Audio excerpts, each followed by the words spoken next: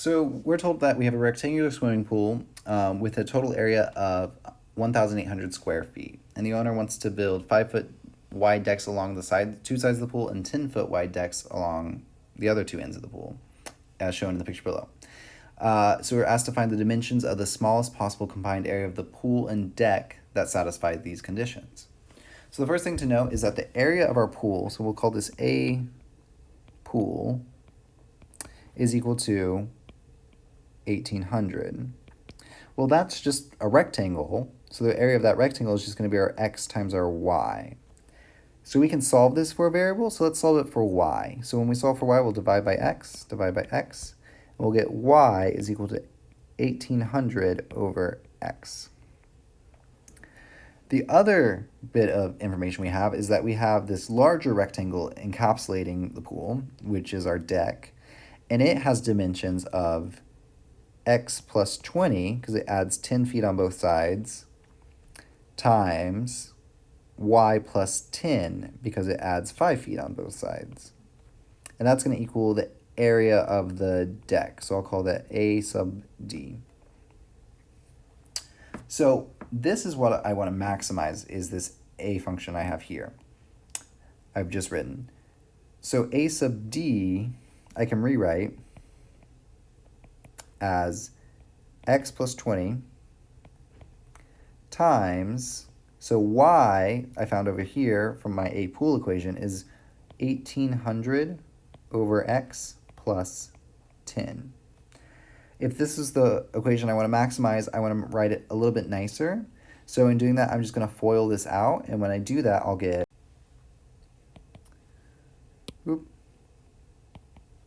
1,800 plus 10x plus 36,000 over x plus 200. Rewriting this once more to make it a little bit nicer, I'm going to combine like terms, and I'll get 2,000 plus 10x plus 36,000 x to the negative 1. Now, since this is what I want to maximize, I'm going to take the derivative of it. So A sub D prime is going to equal, well, the derivative of 2,000 is 0, because 2,000 is just a constant, so 0 plus the derivative of 10x, which is 10. And the derivative of 36,000 x to the negative 1 is going to be minus 36,000 x to the negative 2 now.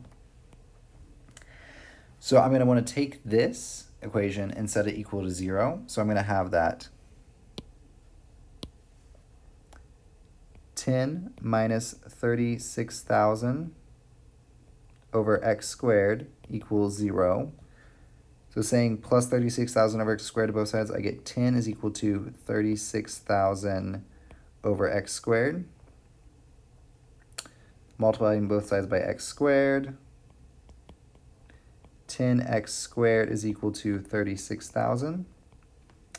Divide by 10, I get x squared is equal to 3,600.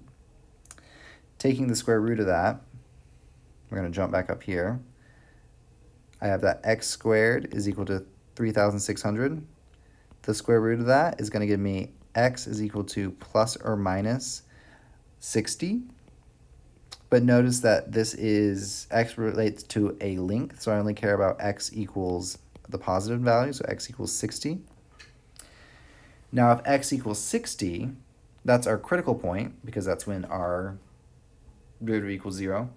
So then what we're going to want to do is we're going to plug this back in for our y value, and we'll get that y is equal to 1,800 over 60, which is equal to 30 feet. 60 feet up here. So now that we found those dimensions, we're going to need to justify our response. So what I would say is that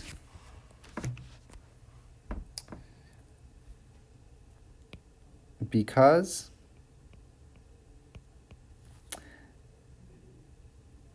x equals 60 feet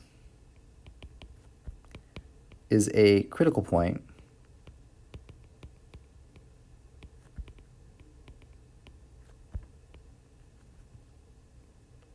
of our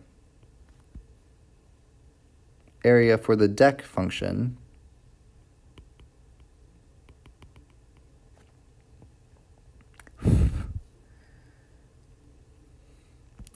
x equal to 60 feet and y equal to 30 feet are the dimensions of the pool that will maximize the area of the pool and the deck with our given constraints. So they maximize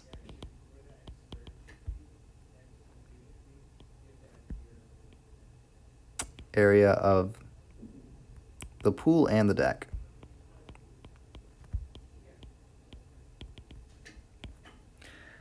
So that's our justification, but our correct answer is not looking for x and y. We're asked for the dimensions of the smallest possible combined area of the pool and the deck. So that would be this whole length x plus 20. So that's going to be 80 feet by y, which is 30, plus 10 for 5 feet on both sides, 40 feet. Maximizes the area of the deck and pool. Oop.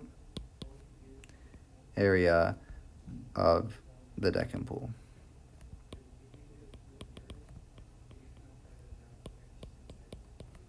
As my explanation. So the because is my explanation. This part right here is my response.